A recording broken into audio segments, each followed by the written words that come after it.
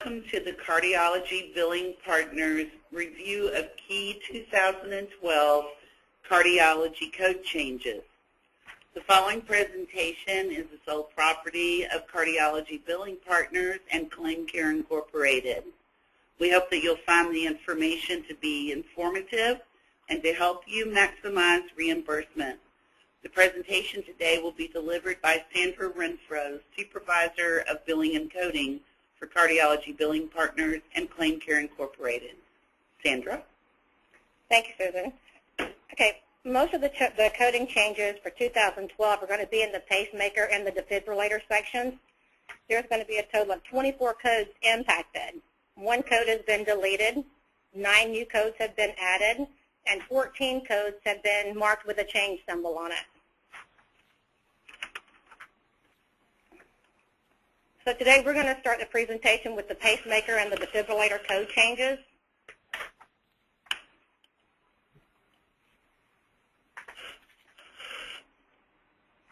Okay, the biggest one that you guys are going to see is going to be the 71090, and the fluoroscopy guidance has been deleted.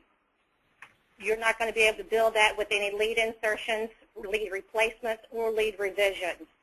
However, on these services, you can start billing the 76,000 code, and that's the fluoroscopic. Okay, the implant of the pacemaker or the defibrillators, I've got a list of the codes here, the 33206 through the 33249, and this is just the description of each of these codes.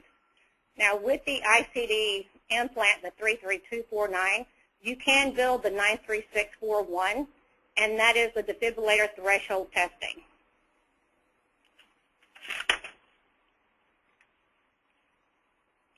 Okay, the left ventricular lead implant, we've got the LV codes, the 332224, and the 33225.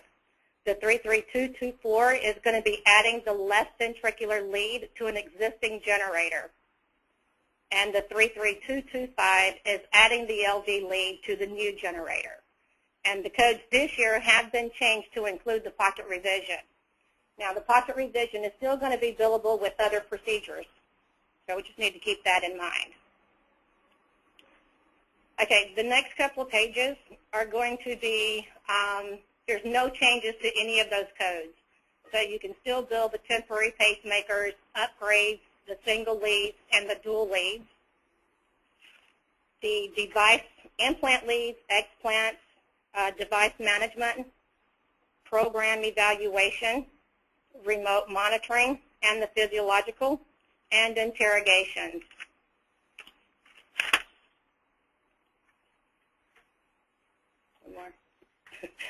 Okay, here we're coming into the new codes for 2012. And these are going to be the generator change out. So the first one that we have is 33227, and it is a removal of the permanent pacemaker pulse generator with replacement of the pacemaker pulse generator for a single lead. The next on the list is 33228, and that's the removal of the permanent pacemaker with pulse generator replacement of the same thing with the dual lead system. Next, we have 33229, and that's the removal of the permanent pacemaker pulse generator with the replacement, the multiple lead system.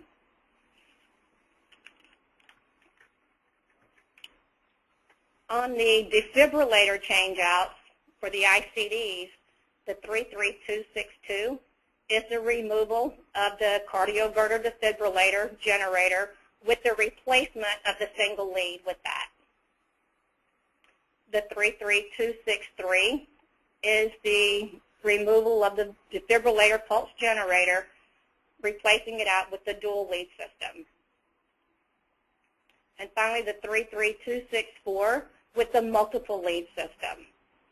And on these, you will be able to build the fluoroscopic guidance with that, and with the defibrillator changeouts, the 93641 or the 40 when you're performing it.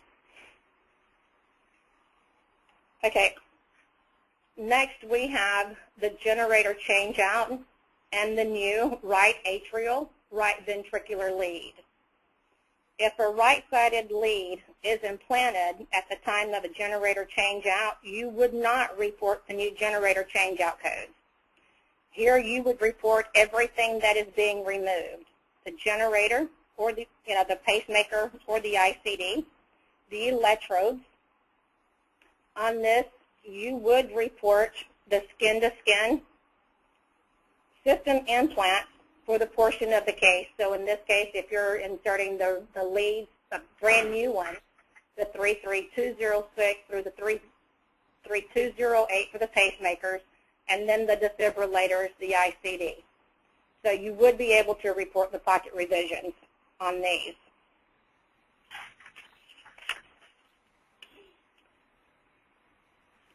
Next, we have the generator change-out and the new left ventricular lead.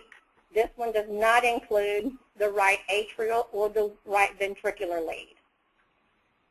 If the left ventricular lead is implanted at the time of the generator change-out, here you would report the new generator change-out codes, the pacemakers, the 33227 through 33229, or the defibrillators, the 33262 through the 33264. You would report the revised left ventricular lead code, which would be the 33225. Now here you would not report the pocket revision as it's already included in the new code. So also reportable with this is going to be the DFT, the 93641, or the electrode removals.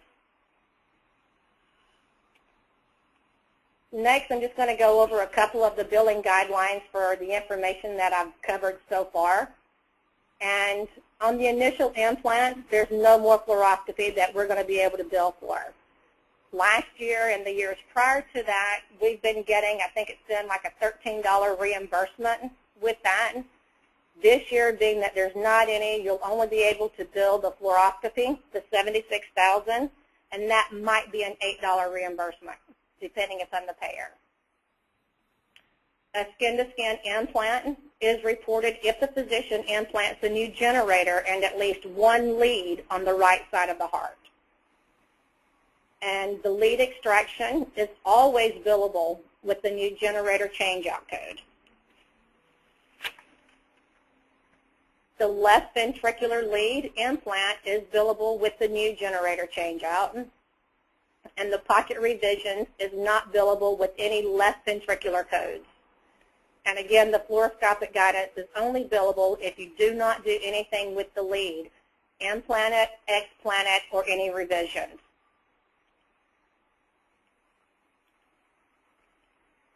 And next we're going to go over with the renal angiography.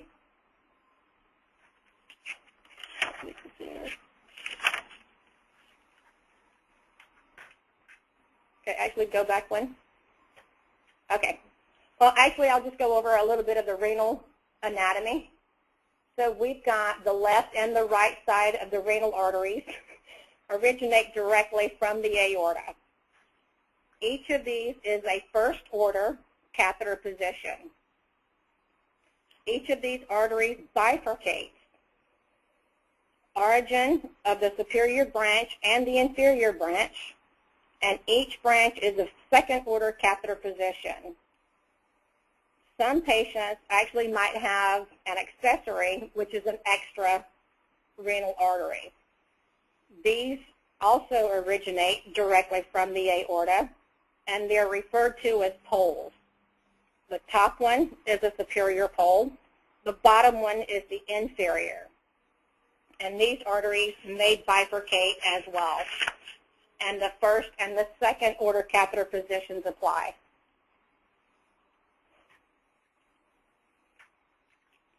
With this, we do have some new codes here, primarily the 75722 and the 75724 has been replaced, so they're deleted. In its place, for the first order catheterization, we're going to have the 36251, and this includes let's see, a selective catheter placement, first order, the main renal artery, and any accessory arteries for renal angiography. So here it's including the arterial puncture, the catheter placement, fluoroscopy, any contrast injections, image post-processing, the recording of the images, and the radiological supervision and interpretation, including the pressure measurements and a flush aortogram. Now this one is for a unilateral approach. So as you can see here, everything is included. We're not going to be able to bill any fluoroscopy or any of the other stuff that we have been able to bill in the past with them. Next, we have the 36252. Again, it's a first order, and this one is the bilateral procedure. And again, this one includes the fluoroscopy, contrast injections, image post-processing. So these are going to be a little easier to bill in the future.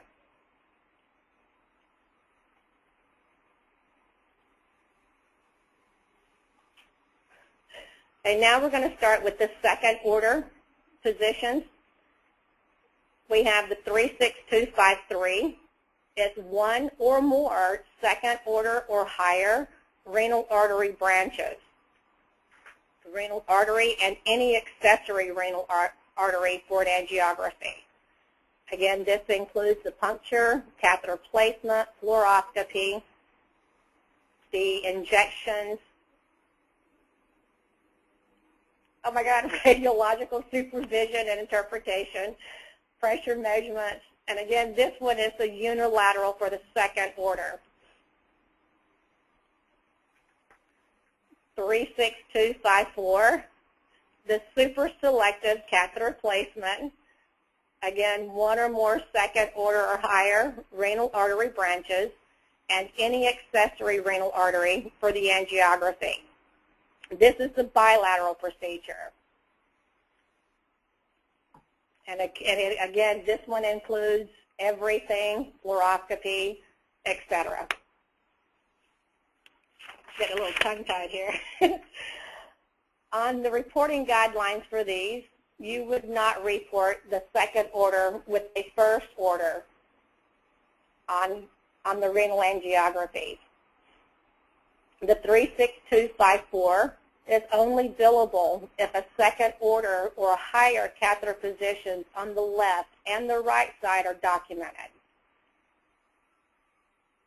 The 36251 and the 36253 are billable if one side is first order and the other side is second order or higher. The accessory renal arteries only impact billing if they involve second order or higher catheter positions.